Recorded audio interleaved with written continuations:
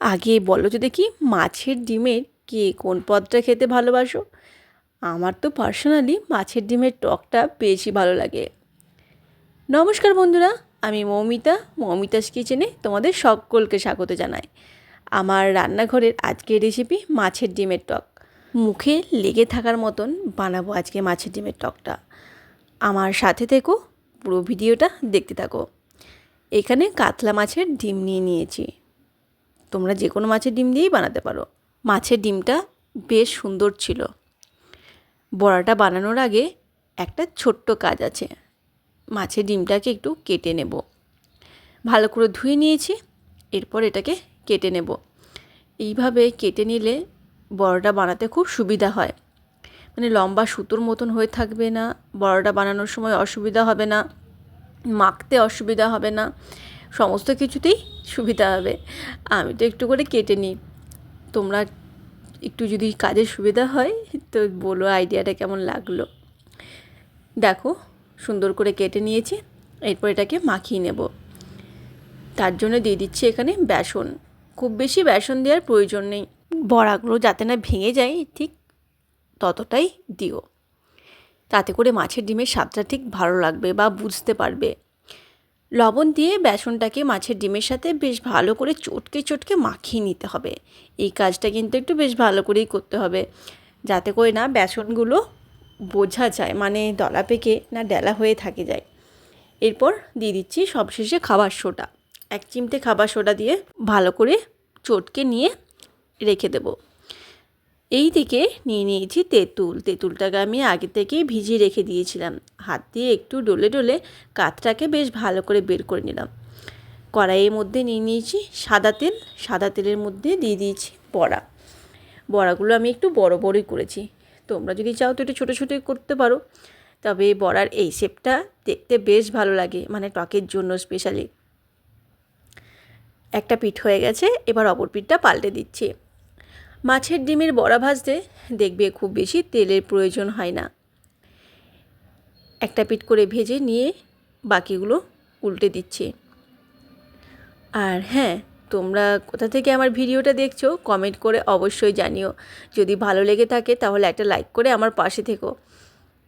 চ্যানেলটা সাবস্ক্রাইব করে দেওয়ার অনুরোধ রইল যারা আমার নতুন বন্ধু, আর পেজটা ফলো করে নিও।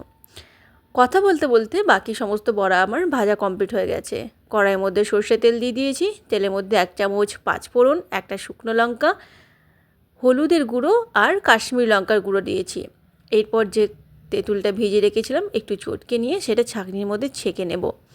ছেঁকে দিলে কি হবে, তেঁতুলের গুঁড়ো গাড়া বীজ বা খোসা কোনো কিছুই আর মুখে ঠেকবে না। এইভাবে ছাঁকনি দিয়ে খুন্তি কিংবা হাতা দিয়ে পুরো কাতটাকে বের করে নেব, একটুও কিন্তু ফেলবো না। দেখো সবটাই কিন্তু বেশ ভালো করে ছাঁকা হবে। সবটা মাড়িটা বেরিয়ে গেছে। এরপর বাকি যেইটুকু আছে সেইটুকুও জল দিয়ে ভালো করে ছেঁকে বের করে নেব। আমি কিন্তু তেঁতুলের পরিমাণটা একটু বেশিই ব্যবহার করি, এতে করে টকটা খেতে খুব ভালোও লাগে, আর চিনিটাও কিন্তু একটু বেশিই লাগে, যেহেতু তেঁতুলের পরিমাণটা বেশি দিই। সমস্ত কিছুকে বেশ ভালো করে নাড়াচাড়া করে স্বাদ মতন লবণ দিয়ে ঝোলটাকে বেশ ভালো করে ফুটিয়ে নিয়েছি। এরপর দিয়ে দিচ্ছি চিনি। প্রথমেই সবটা দিচ্ছি না, যদি প্রয়োজন মনে হয় তখন আবারও দেব। ঝালের জন্য দিয়ে দিয়েছি কয়েকটা চেরা কাঁচা লঙ্কা। তোমরা যারা শুকনো লঙ্কা গুঁড়ো খাও তারা দিতেই পারো। ঝালের জন্য কাঁচা লঙ্কা দিয়ে ভালো করে ফুটিয়ে নিয়ে ঝোলটাকে ভেজে রাখা বড়াগুলো দিয়ে দিলাম। একটু এদিক ওদিক উল্টে পাল্টে ডুবিয়ে দিয়ে এটাকে ঢাকা দিয়ে রান্নাটা করে নেব, যাতে করে বড়ার ভিতরে নুন ঝাল মিষ্টি টক সমস্ত কিছুই ঢুকে যায়।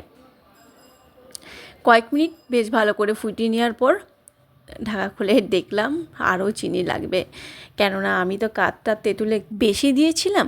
তাই তোমরা তোমাদের তোমরা যেরকম টক খাও তোমরা সেরকমভাবেই দিও। তবে আমার এইভাবে টক আমি এইভাবে সেমভাবেই আমি মাছের টকও বানাই, খেতে দুর্দান্ত হয়। সমস্ত কিছুকেই আবারও বেশ ভালো করে একটু উল্টে পাল্টে দেবো। বড়াগুলো কিন্তু ঝোলের মধ্যে বেশ টুবু হয়ে ফুলে গেছে, আর বড়ার ভিতরে বেশ ভালো রসও ঢুকে গেছে। রেডি হয়ে গেছে আমাদের মাছের ডিমের টক। শেষে এই কাঁচা সর্ষের তেল আর এই ভাজা মশলাটা না দিলেই নয়, খুব মিস হবে। ভাজা মশলা বলতে আমি গোটা জিরে, গোটা ধরে আর গোটা শুকনো লঙ্কা ড্রাই রোস্ট করে পাউডার করে নিয়েছি, সেটাই 1 চামচের মতন উপর থেকে ছড়িয়ে দিলাম। অত্যন্ত সুন্দর হয়েছিল, আর কতটা লোভনীয় লাগছে সে তো তোমরা দেখেই বুঝতে পারছো। যদি ভালো লেগে থাকে বাড়িতে একবার অবশ্যই ট্রাই করো, আর আমাকে জানিও তোমাদের কেমন লাগে। এই রেসিপিটা বানালে আর কোনো কিছু প্রয়োজনই নেই, বিশেষ করে তো আমার এই দিয়েই সমস্ত ভাত খাওয়া হয়ে যায়। তোমাদের কেমন লাগলো কমেন্ট করে অবশ্যই জানিও, আর আমার এতক্ষণ বকবক শোনার জন্য তোমাদেরকে অসংখ্য ধন্যবাদ। তোমরা সবাই ভালো থেকো, সুস্থ থেকো। দেখা হবে পরের কোনো একটা রেসিপিতে। আজ আসি, টাটা।